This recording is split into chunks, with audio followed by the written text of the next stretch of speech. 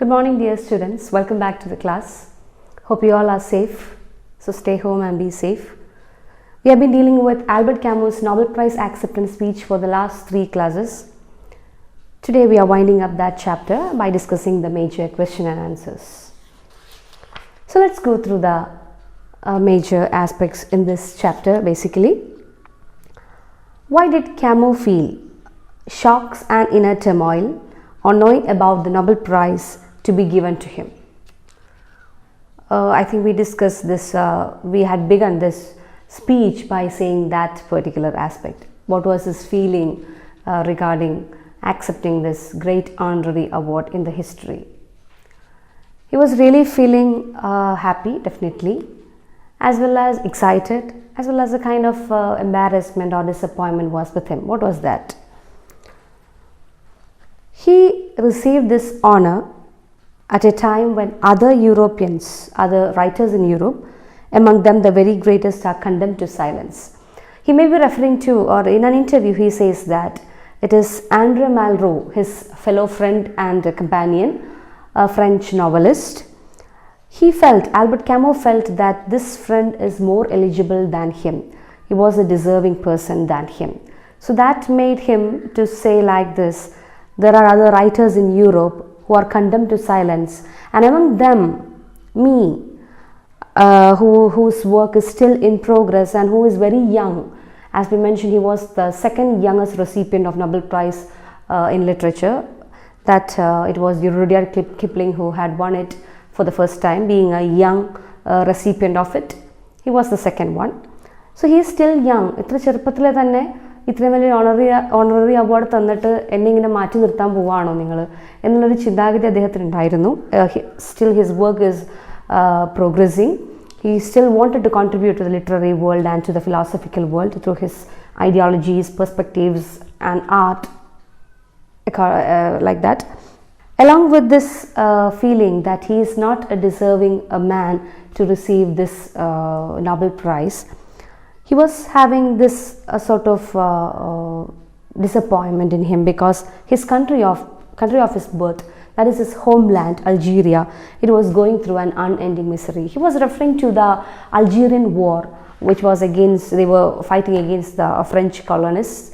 So their turmoil for almost 10 or 15 years of struggle and slavery. So that made him to say that, okay, I'm just receiving this Nobel Prize with a feeling of shock and turmoil, inner turmoil in him. The first one was regarding his ability, his eligibility. The second one was regarding the freedom fight, the guerrilla warfare, the anti-colonial fight that was happening in Algeria. The second question: what was the unending misery that the country of his birth was passing through at the time of the award of the Nobel Prize for Literature to Camus? So he says that his country of birth was going through an unending misery. So what was the reason? That is the second question. And the answer is, his country, Algeria, was going through Algerian War of Independence or Algerian Revolution. They were fighting against the French colonists, and it was a revolution between France and the Algerian National Liberation Front. It ranges from 1954 to 1962, and it ended as a result that Algeria winning independence over France. And it was they used a kind of guerrilla warfare to win this particular revolution. It is an important decolonization war in the history, and this war took place mainly in the Algerian territory, but its repercussions, its impact was equally felt or occurred in the metropolitan France too. അപ്പോൾ തൻ്റെ നാട്ടിൽ, തൻ്റെ ജന്മനാടായിട്ടുള്ള അൾജീരിയയിൽ നടന്നുകൊണ്ടിരിക്കുന്ന ഇപ്പോൾ ഈ Nobel prize വാങ്ങുമ്പോൾ, because it ended in 1962, he was receiving this award in 1957. So this war, this revolution is going on in his country. So he is saying about this unending misery, because they were under one's rule and they were fighting for their own freedom, their own liberation, liberty, as he speaks about it. He wanted to be a freer, as well as he wanted his country to be freer from other clutches and all that. So he was speaking about this particular historical event that is the Algerian War of Independence, while he was receiving this Nobel Prize, and that made him feeling a kind of inner turmoil. He couldn't receive this award wholeheartedly because his people, his fellow beings, are still under turmoil or atrocities or hardships, going through many hardships. Third question, why does Camus need art? We know that in this particular speech, Camus is emphasizing on the two ideologies, on the two major aspects. One is regarding his idea of art, and the second one is the role of the writer. So here the question is, why does Camus need art? He's not speaking generally about art or about a writer. It is his personal favor or personal view regarding art. What is that? It is in page number 61. You can find it there. But I have never placed it above everything. Okay, he haven't placed art. See, he says that it is art who supported him to withstand the problems and the hardships that were going in that particular period or in the history of world. The First World War, Second World War, the series of revolutions, concentration camps and all that, as we mentioned. അപ്പോൾ അതിലൊക്കെ അദ്ദേഹത്തിനെ പിടിച്ചു നിർത്തുന്നത് കലയാണെന്ന് പറഞ്ഞു. അതോടൊപ്പം തന്നെ he says that on the other hand I need art. So Albert Camus need art. It is because it cannot be separated from my fellow men and it allows me to live such as I am. So art helps Camus to live a life as what he is really. It is a kind of, it gives a sort of self realization that he is not different from others, on one level with them. So he speaks for, or he becomes the mouthpiece for these people who were suffering throughout in the history. And as an artist, he says that it allows me to live such as I am on one level with them. It is a means of stirring the greatest number of people by offering them a privileged picture of common joys and sufferings. So this particular ability of art to portray, to picturize the privileged common joy and sufferings. So art is not meant for one particular class or one particular group or one particular community. It is for all. So it portrays, depicts, it shows, it expresses the sufferings and joys joy which is common. അപ്പോൾ എനിക്കും എന്നെപ്പോലെ തന്നെ he himself says that he is a privileged group. He is not going through all these kinds of atrocities in his life, even though he had been through poverty and all that. That was his personal issues. But still, he was not a marginalized community. He had all the privileges of a white man, of a French man and all that. So he speaks for them. He becomes the mouth person, a spokesperson for them, for these people who are suffering in Algeria as well as in many other parts of the world.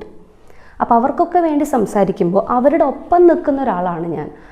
അവരുമായിട്ട് എനിക്ക് connect ചെയ്യാൻ പറ്റുന്ന, എനിക്ക് relate ചെയ്യാൻ പറ്റുന്ന ഒന്നായിരിക്കണം കലയെന്ന് വെച്ച് കഴിഞ്ഞാൽ. അപ്പോൾ എന്നെ തന്നെയും അവരോടൊപ്പവും റിലേറ്റ് ചെയ്യാൻ പറ്റുന്ന ഒന്നായിട്ട് മാത്രമേ എനിക്ക് കലയെ കാണാൻ പറ്റുള്ളൂ. അതിന് വേണ്ടിയിട്ടാണ് എനിക്ക് കല ആവശ്യം, എനിക്ക് കലയെ ആവശ്യം. I need art to realize who I am.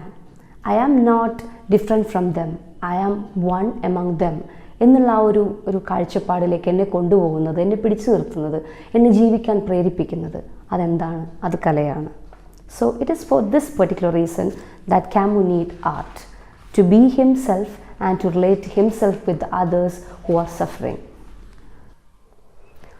Fourth question, why does Camus say that the true artists scorn nothing and they are obliged to understand rather than to judge? So he says once in his essay, in this particular speech, that true artists scorn nothing. That is why true artists scorn nothing. They are obliged to understand rather than to judge. ഒരു നല്ല കലാകാരൻ എന്ന് വെച്ച് കഴിഞ്ഞാൽ മറ്റുള്ള ആളുകളെ judge ചെയ്യുന്ന ആളായിരിക്കരുത്, പകരം അവരെ മനസ്സിലാക്കുന്ന ഒരാളായിരിക്കണം. കാരണം അവർക്ക് ഒന്നിനെയും വെറുക്കാനായിട്ട് സാധിക്കില്ല. എന്താണ് അതിന് കാരണം? അദ്ദേഹം പറയുന്നത്, an artist, he is in a midway between the beauty he cannot do without and the community he cannot tear himself away from. ഒരു യഥാർത്ഥ കലാകാരൻ എന്ന് പറഞ്ഞു കഴിയുമ്പോൾ അയാൾ രണ്ട് കാര്യങ്ങൾക്ക് ഇടയിൽ നിൽക്കുന്ന ഒരാളാണ്, രണ്ടിൻ്റെയും മീഡിയേറ്ററായിട്ടോ രണ്ടിനെയും ചേർത്ത് പിടിച്ച് നിൽക്കുന്ന ഒരാളാണ്. എന്തൊക്കെയാണത്? ഒന്ന്, the beauty he cannot do without. Art എന്ന് പറയുന്ന ഒരു സത്യം, ആർട്ടില്ലെങ്കിൽ ജീവിക്കാൻ കഴിയില്ല എന്ന് അദ്ദേഹം തന്നെ പറയുന്നുണ്ട്. So he cannot live without art, അതൊരു ഭാഗത്തുണ്ട്. And he cannot tear apart the community which is suffering, which is going through the hardships throughout the insane history. അപ്പോൾ ഇവർക്ക് രണ്ടിനുമിടയിൽ കലയെന്ന് പറയുന്ന മനോഹരമായിട്ടുള്ള ആ ഒരു ജീവിക്കാൻ പ്രേരിപ്പിക്കുന്ന ഘടകത്തിൻ്റെയും ജീവിതം പലപ്പോഴായിട്ട് വഴിമുട്ടി നിൽക്കുന്ന ആ സഫർ ചെയ്യപ്പെടുന്ന ഹിസ്റ്ററിയിൽ ടോർച്ചർ ചെയ്യപ്പെടുന്ന ആ വിഭാഗത്തിൻ്റെയും ഇടയിൽ നിൽക്കുന്ന ഒരാളാണ് ഒരു യഥാർത്ഥ കലാകാരൻ എന്ന് പറഞ്ഞു കഴിയുമ്പോൾ, അങ്ങനെയുള്ളൊരു കലാകാരൻ ഒരിക്കലും ഒന്നിനെയും വെറുക്കാനോ പുച്ഛിക്കാനോ മാറ്റി നിർത്താനോ സാധിക്കില്ല. rather than that he will be able to understand everyone than to judge them. So that is this fourth one. He speaks about a true artist.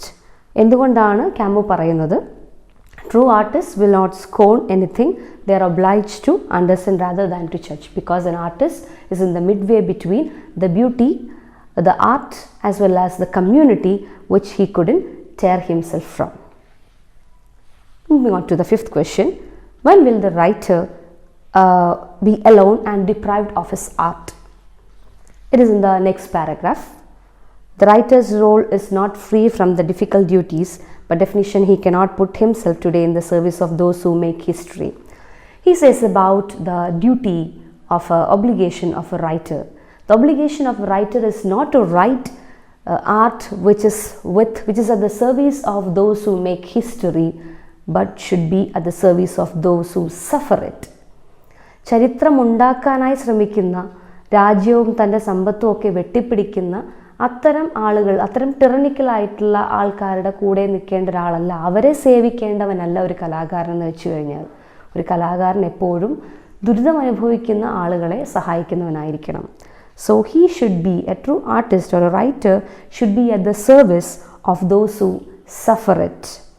Otherwise he will be alone and deprived of his art. Sixth one, what draws the writer out of his exile?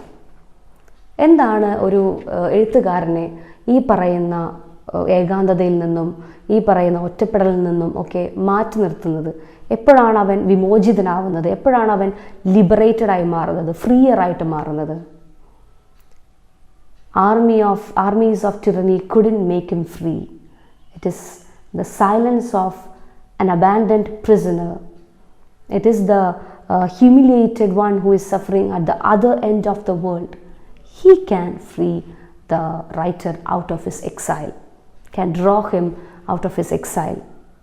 ഒരു വേദനിക്കുന്ന, ഒറ്റപ്പെട്ട് കഴിയുന്ന, suppress ചെയ്യപ്പെട്ട് കിടക്കുന്ന, ആളുകളാൽ ഹിസ്റ്ററിയിൽ അടിച്ചമർത്തപ്പെട്ട് കിടക്കുന്ന, torture ചെയ്യപ്പെടുന്ന ആ ഒരു സൈലൻ്റ് ആയിട്ടുള്ള, അബാൻഡൻഡ് ആയിട്ടുള്ള പ്രിസണർ, എവിടെയോ കിടക്കുന്ന ഒരു പ്രിസണർ, അയാളുടെ നിശബ്ദതയ്ക്ക്, his silence can break this exile of a writer.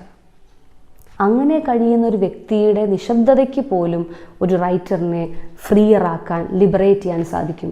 പക്ഷെ അതൊരിക്കലും ഒരു കൊടികുത്തിയ ഒരു ആർമി ഓഫ് ടിറണീസ്, ടിറണിക്കലായിട്ടുള്ള, ക്രൂവലായിട്ടുള്ള, സെൽഫിഷ് ആയിട്ടുള്ള അത്തരം വയലൻസിനെ ഇഷ്ടപ്പെടുന്ന ആളുകൾക്ക് ഒരിക്കലും ഒരു റൈറ്ററിനെ അയാളുടെ ഒരു എക്സൈലിൽ നിന്നും, അയാളുടെ ആ ഒരു ഏകാന്തതയിൽ നിന്നും വിമോചിപ്പിക്കാനായിട്ട് സാധിക്കുകയില്ല എന്ന് അദ്ദേഹം പറയുന്നു. ഒരു റൈറ്ററിൻ്റെ തോട്ടിനെ ലിബറേറ്റ് ചെയ്യാൻ ചിലപ്പോൾ ഒരു ടോർച്ചർ ചെയ്യപ്പെട്ട് കിടക്കുന്ന ഒരു വ്യക്തിയുടെ നിശബ്ദതയ്ക്ക് പോലും സാധിക്കുമെന്നാണ് ക്യാമു വിശ്വസിക്കുന്നത്. Seventh question, how can the writer win the heart of a living community? എങ്ങനെയാണ് ഒരു റൈറ്റർക്ക് ഒരു ലിവിങ് കമ്മ്യൂണിറ്റിയെ വിൻ ചെയ്യാൻ പറ്റുന്നത്, അവരുടെ hearts? How can a writer win the heart of a living community? Definitely he speaks about the two commitments in which a writer should hold on till his death or until his death എന്ന് പറയുന്ന ആ രണ്ട് കമ്മിറ്റ്മെൻറ്റ്സിനെ കുറിച്ചിട്ടാണ് ഇവിടെ നമുക്ക് പറയാനുള്ളത്. A writer can win the heart of a living community that will justify him on the one condition that he will accept to the limit of his abilities the two tasks that constitute the greatness of his craft, the service of truth and the service of liberty. Page number 62-ൽ first പാരഗ്രാഫിൽ കാണാനായിട്ട് സാധിക്കും. ഒരു writer ഒരൊറ്റ condition പാലിച്ചാൽ മതി. തൻ്റെ ലൈഫിൽ ആ 2 ടാസ്കുകളും ഫോളോ ചെയ്യും, പൂർണ്ണമായിട്ട് ഫുൾഫിൽ ചെയ്യും എന്നൊരു റൈറ്റർ പറയുന്നിടത്ത് അദ്ദേഹം ഒരുപാട് മനുഷ്യഹൃദയങ്ങളെ ജയിക്കുന്നു. ഏതൊക്കെയാണ് 2 commitments? The commitment of truth, the service of truth and the service of liberty.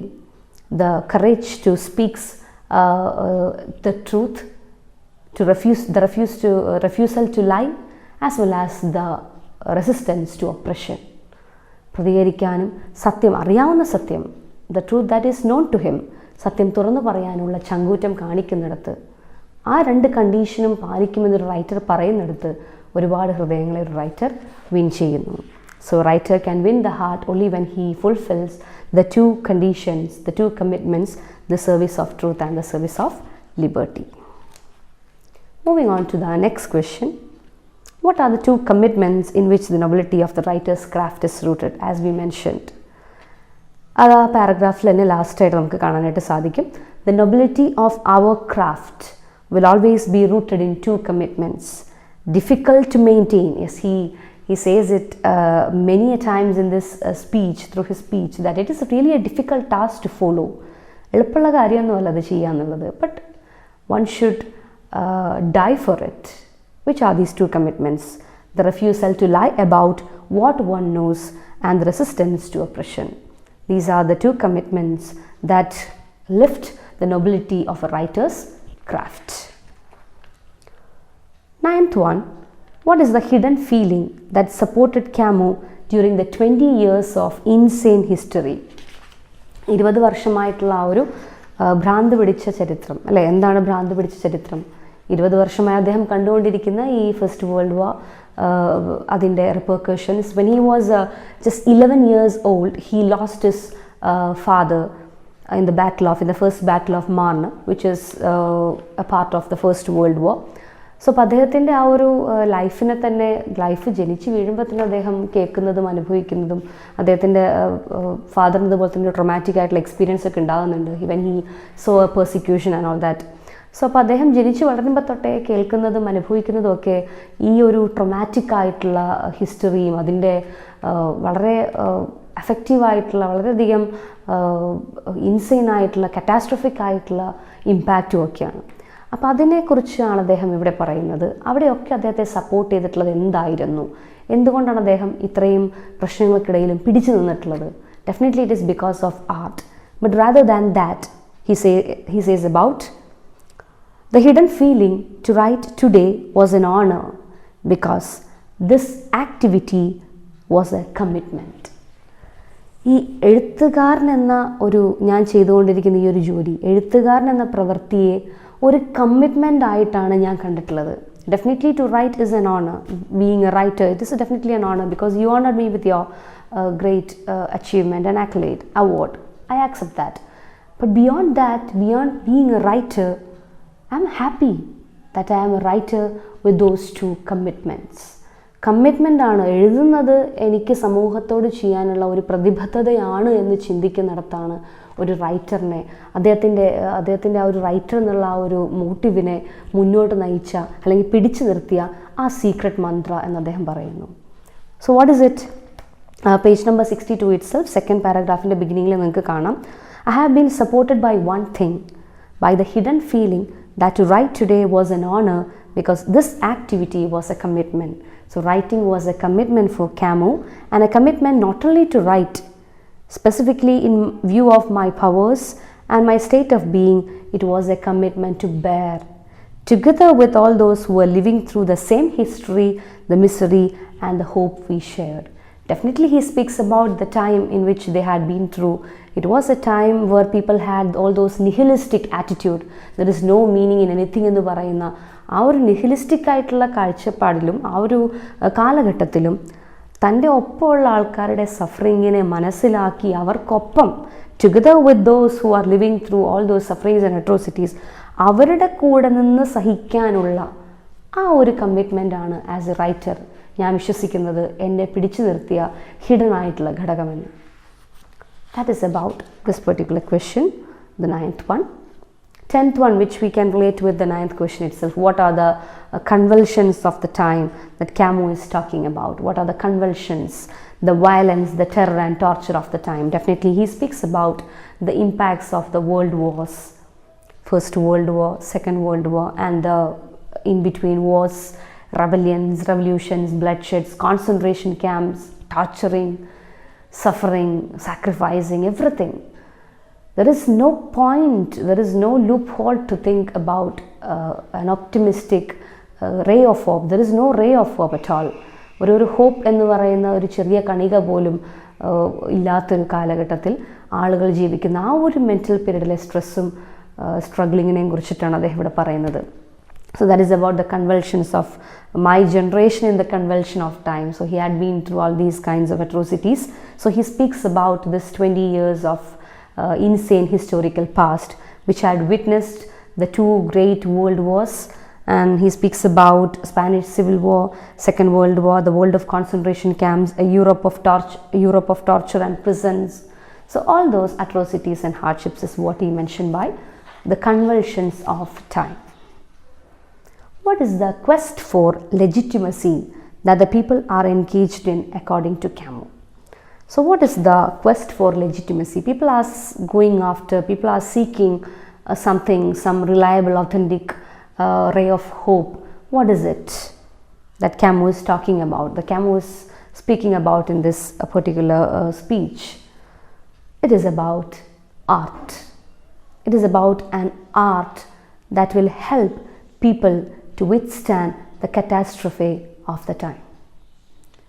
ഇന്നിൻ്റെ ഈ ഒരു അവസ്ഥയുടെ, ഈ ഒരു കാലഘട്ടത്തിൻ്റെ, ഈ ഒരു നിഹിലിസ്റ്റിക് ആയിട്ടുള്ള കാഴ്ചപ്പാടുകൾ മാത്രം ആളുകളിൽ ഉണ്ടാകുന്ന ഒരു ഇറയിലെ, ഒരു ടൈമിലെ, ഒരു പീരീഡിലെ അവിടെ അവരെ പിടിച്ചു നിർത്തുന്ന, അത്രയും പതനത്തിലും അത്രയും ദുരന്തത്തിലും കറ്റാസ്ട്രഫയിലും അവരെ പിടിച്ചു നിർത്തുന്ന ഒരു സെക്കൻഡ് ലിവിങ് ഓഫർ ചെയ്യുന്ന കല, അതായിരിക്കണം.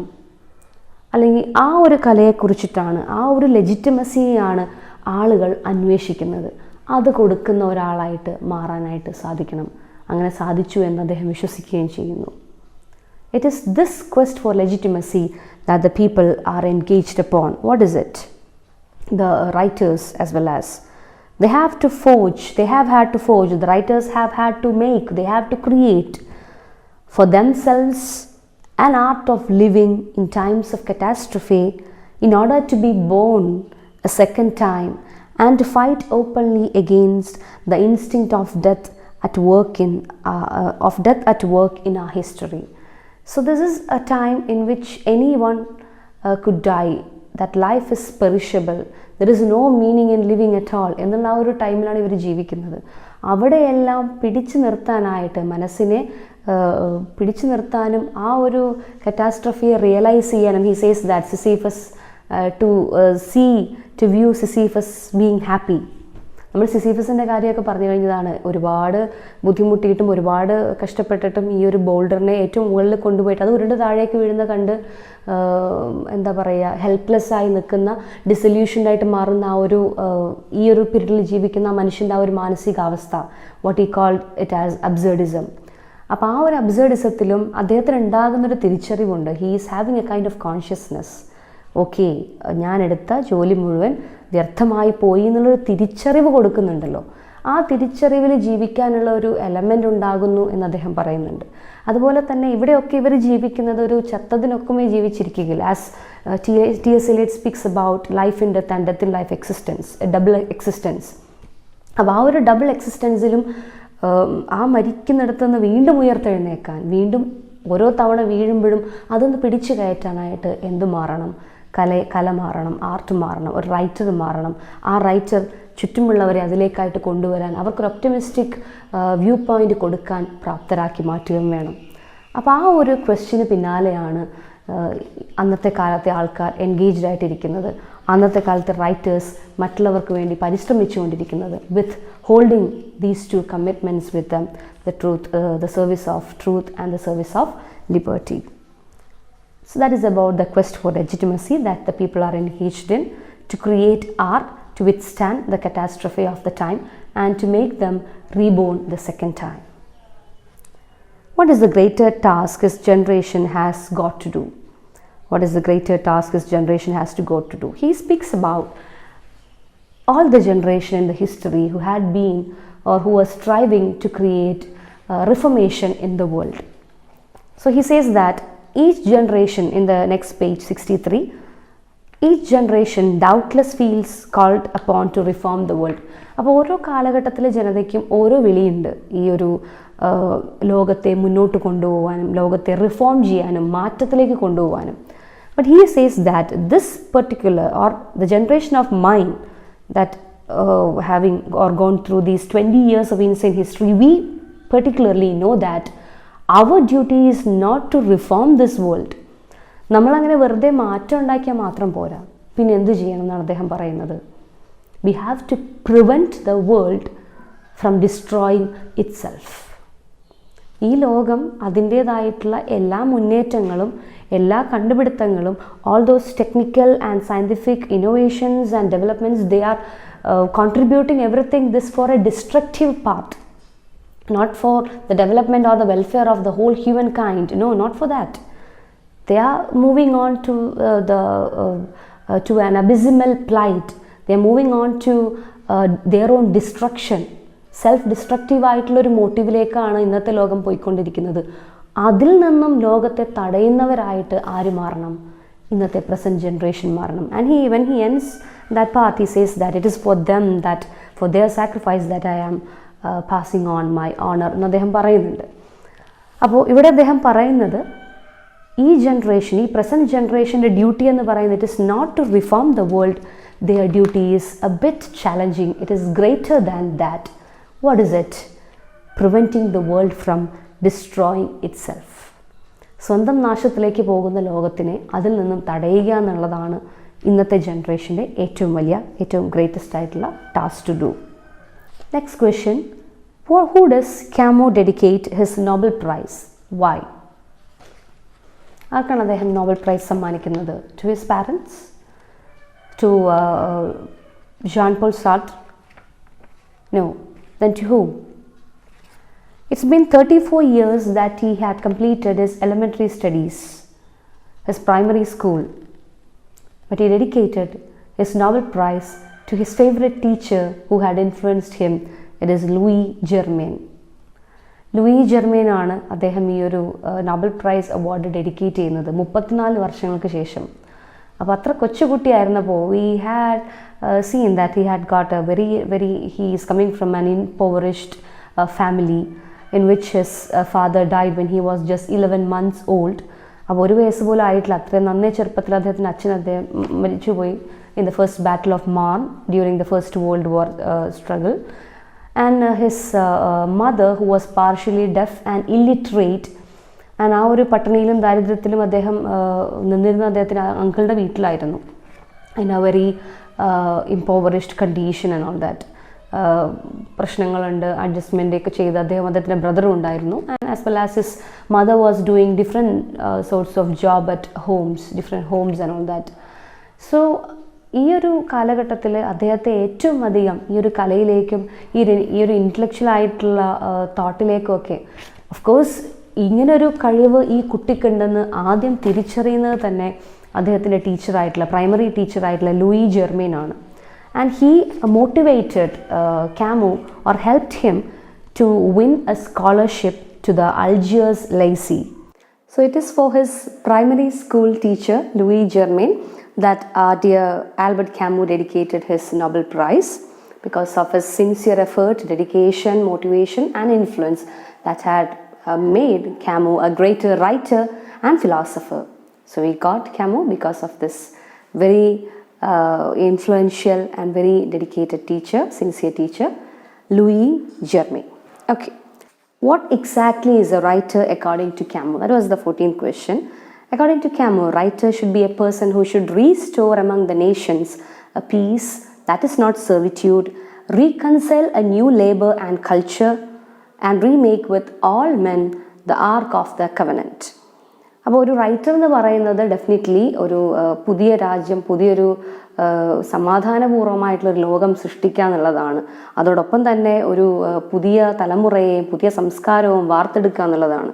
അതോടൊപ്പം അദ്ദേഹം പറയുന്നുണ്ട്, റിമേക്ക് all men the arc of the covenant. പുതിയൊരു ഉടമ്പടിയുടെ പേടകം, ഉടമ്പടിയുടെ ഒരു കൽപ്പനകൾ ആളുകൾക്ക് നൽകേണ്ട ആളാണ്. അതായത് എങ്ങനെ ഒരു നല്ലൊരു ലോകം വാർത്തെടുക്കാം, ആ ഒരു ലോകം, പുതിയൊരു ലോകം വളരെ സമാധാനപരമായിട്ടുള്ള, ആരെയും സേവിക്കാതെ, ആരുടെയും അടിമകളായിട്ട് ആരും നിൽക്കേണ്ട ആവശ്യമില്ല, നോട്ട് ഓഫ് സെർവിറ്റ്യൂഡ്, ആരും ആരുടെയും കീഴിലല്ല എന്ന ചിന്താഗതിയോട് കൂടെ വളരെ സമാധാനപൂർവ്വമായിട്ടുള്ളൊരു പുതിയ ലോകം സൃഷ്ടിക്കുക എന്നുള്ളതാണ് ഒരു റൈറ്ററിൻ്റെ ഡ്യൂട്ടി എന്നാണ് അദ്ദേഹം പറയുന്നത്. Holding all to the two commitment. That is about the 14th question. Moving on to the 15th and the last question. How does Camus treat the honor bestowed upon him? The great honorary award, Nobel Prize. How he is considering this particular achievement. I would receive it as an homage rendered to all those who, sharing in the same fight, have not received any privilege, but have on the contrary known misery and persecution. So I am honoring, you are honoring me as a greater artist, or you are gifting me this particular Nobel Prize for Literature in the year 1957. So I am marked as a very iconic figure for this particular year, okay, leaving all those aside, leaving all those renowned writers or talented writers aside, you are praising me and glorifying me, okay. Now let me honor those writers who had seen the misery and persecution throughout their life, or who had been able to see the misery and persecution among the fellow beings around them. അങ്ങനെ ചുറ്റുമുള്ളവരെ കാണാനും മനസ്സിലാക്കാനും അവരുടെ ഒപ്പം നിൽക്കുകയും ചെയ്തിട്ടുള്ള നല്ല കുറേ കലാകാരന്മാർ, മറ്റു കുറേ നല്ല കലാകാരന്മാരും എൻ്റെ കൂടെയുണ്ട്. അല്ലെങ്കിൽ ഈ ഒരു അവാർഡ് കിട്ടാതെ പോയിട്ടുള്ള ഒരുപാട് കലാകാരന്മാരുണ്ട്. So let me honour them, let me receive this as a homage for them also. So let me represent them. ഞാൻ അവരെ റെപ്രസെൻ്റ് ചെയ്യുന്നു. ഞാനെന്ന് പറയുന്ന വ്യക്തി, he says that this is what really I am. I am not a perfect person. I am not deserving this particular award. It is for them. It is for all of them. It is for all of them who had strived so hard to erect the whole world from its atrocities, mentally, intellectually, and artistically. So for them, let me pass on my honor. അപ്പോൾ തനിക്ക് കിട്ടിയ അവാർഡിനെ അതുപോലെ അർഹമായിട്ടുള്ള മറ്റുള്ള ആളുകൾക്കും കൂടെ gift ചെയ്തുകൊണ്ടാണ് അദ്ദേഹം ഈ ഒരു നോബൽ പ്രൈസ് സ്വീകരിക്കുന്നത്.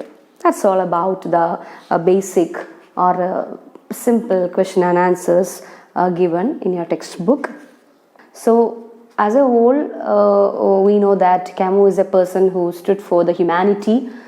He don't want to be called as a philosopher, rather than that he just wanted to believe that he is an artist, not as a philosopher. Existentialism എന്ന് പറയുന്നൊരു കാറ്റഗറിയിലാണ് നമ്മൾ ക്യാമുവിനെ കാണുന്നതും ക്യാമുവിനെ ഗ്ലോറിഫൈ ചെയ്യുന്നതെങ്കിൽ തന്നെയും he don't want to go on with that label. He himself rejected that being an existentialist even though he was influenced by it. അപ്പോൾ അതിന് ഒരുപാട് പ്രചോദനം ഉൾക്കൊള്ളുകയും ചെയ്തിട്ടുണ്ട്. അതേസമയം തന്നെ അങ്ങനെ ഒരു എക്സിസ്റ്റൻഷ്യൽ ഫിലോസഫറായിട്ട് മാറാനായിട്ട് ക്യാമുവിന് സ്വയം താല്പര്യമില്ല എന്ന് അദ്ദേഹം പല വേദികളിൽ പറഞ്ഞിട്ടുമുണ്ട്. അപ്പോൾ മൊത്തത്തിൽ നോക്കുകയാണെങ്കിൽ this speech is A very simple one two comprehend. And in a simple manner, it is a great thought-provoking idea for the present generation to hold on to the present writers and artists, whoever it is. The commitment is greater. ഇപ്പോഴും നമ്മളും ഒരു self destruction എന്ന് പറയുന്ന ആ ഒരു അവസ്ഥയിൽ നിന്ന് മാറിയിട്ടില്ല എന്നാണ് നമ്മുടെ ചുറ്റും നടക്കുന്ന പല സംഭവങ്ങളിൽ നമുക്ക് മനസ്സിലാക്കാൻ കഴിയുന്നത്. അപ്പോൾ ഏതൊരു സാഹചര്യത്തിലാണെങ്കിലും ഇത്തരത്തിലുള്ള ഇൻസ്പയറിംഗ് ആയിട്ടുള്ള speeches which belong to the prose category. Before winding up this particular chapter, let's go through the very important works by Albert Camus.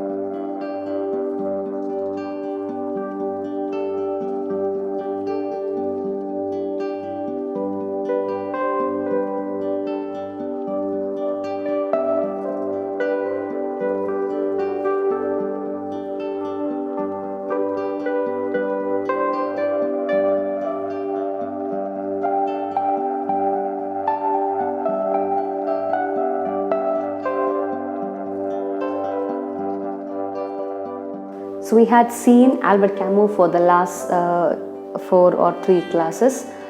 Hope you had been able to go through the life of this particular person, his contributions to literature, his particular ideology called as absurdism, and as well as his Nobel Prize acceptance speech. So go through the chapter, go through the question and answers, learn well, and be safe. Take care. Bye.